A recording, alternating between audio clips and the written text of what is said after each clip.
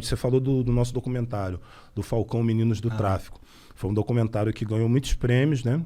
Esse documentário vem de um trabalho prévio? Tinha alguma outra coisa antes? Ou... Na verdade, a gente tinha feito o videoclipe Soldado do Morro, né? Que era a minha música narrando a vida de jovens do tráfico de drogas, né? Moleque. Falando ali das mazelas e tal, não sei o quê, mas era eu interpretando. E aí, cara, na época que a gente estava gravando o clipe, quando a gente parava de gravar, na hora que dava o intervalo, né? A rapaziada tirava o fuzil das costas, a pistola da cintura, não sei o que, começava a trocar outro tipo de ideia. Saiu crime de cena, tá ligado? Porque a gente não quis gravar com atores. Como eu tinha entrado em algumas favelas, perguntei se podia gravar, explicava o que a gente estava fazendo. Os caras, não, pode filmar e tal. Eu falei, mas eu posso explicar o que é? Só pra tu ficar imbuído, só de saber o que é. Pode explicar. Então eu perdi um tempão explicando. O cara, não, maneira essa ideia aí, meu, pode fazer aí e tal, pá. Mas o momento mais maneiro era quando desligava a câmera. Que aí começava a trocar outro tipo de ideia. Aí a mulher começava a falar um negócio de praia, assim, mesmo eu sendo da Cidade de Deus, proximidade ali com o mundo do crime, a vida bandida e tal. O cara falava de outro bagulho. Eu falei, caramba, falando de vida, de sonho, futuro, futebol, falando sabe? De coisas normais, do ser humano. Tá ligado? Porra.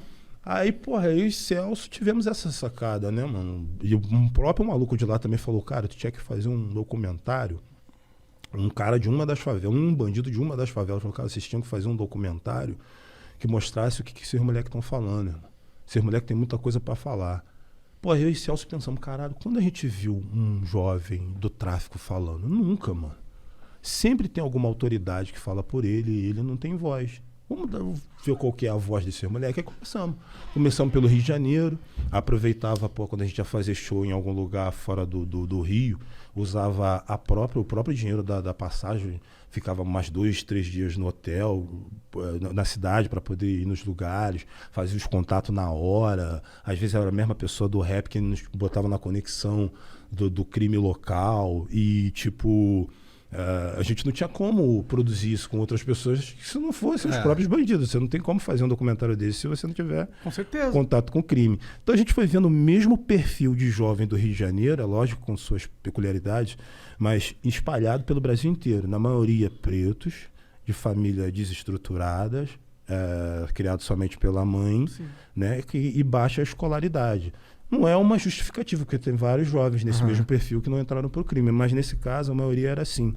Então a gente foi filmando, coletando muitas imagens, e quando a gente foi ver, a gente estava com muitas horas de gravações, só que a gente tinha muitas mortes, de gente que tinha dado, de garotos que tinham dado entrevistas grandes pra gente, e depois a gente tinha um enterro deles gravado. Caralho. Porque assim, tipo, o grau de confiabilidade da família com a gente era tão grande de acreditar que aquilo de fato ia mudar alguma coisa no Brasil, que às vezes a gente chegava no Rio de Janeiro, alguma pessoa ligava pra gente, ó, Bill, Celso, ó, meu filho que vocês entrevistaram ontem morreu.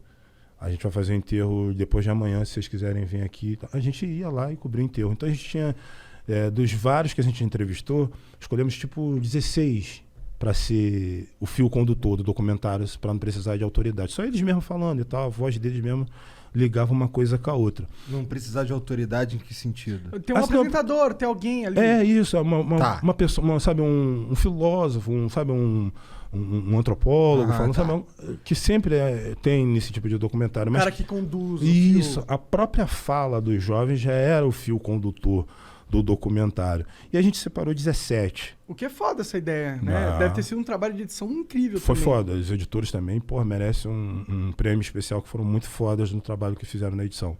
E aí a gente tinha 17 jovens que a gente escolheu para serem os personagens que tinham mais histórias para contar. Em 2 anos, 16 desses 17 morreram. Caralho! Só ficou um que tinha o sonho de ser palhaço, né? E o que salvou ele, na verdade, foi o cárcere, né? Foi o fato dele estar preso. Se ele não tivesse preso, ele tinha morrido como os outros também. Então a gente acabou com um documentário final, que a gente queria falar sobre a vida, e a gente acabou com um documentário quase sobre a morte, né, cara? Bagulho sinistro. A gente passou em vários lugares, né? A princípio foi exibido pelo... Pô, a comida chegou, tô até gaguejando, mano. Tem um álcool ali, ó. Ele foi exibido pela Rede Globo, né? Pelo Fantástico na época, né? O programa de maior audiência. Isso foi que ano? Isso foi 2006. 2006. Mas tu não ganhou um prêmio também? Depois, mas a primeira exibição dele foi no Fantástico. Depois a gente ganhou o prêmio... Vários prêmios, né? Periodista, que é o prêmio de jornalismo da Espanha. O rei... Internacional, né? Alguma coisa, pá. Foda demais. Pô, o rei doidão, chapadão, mano. Tu foi lá receber? Foi lá receber, chapadaço, mano.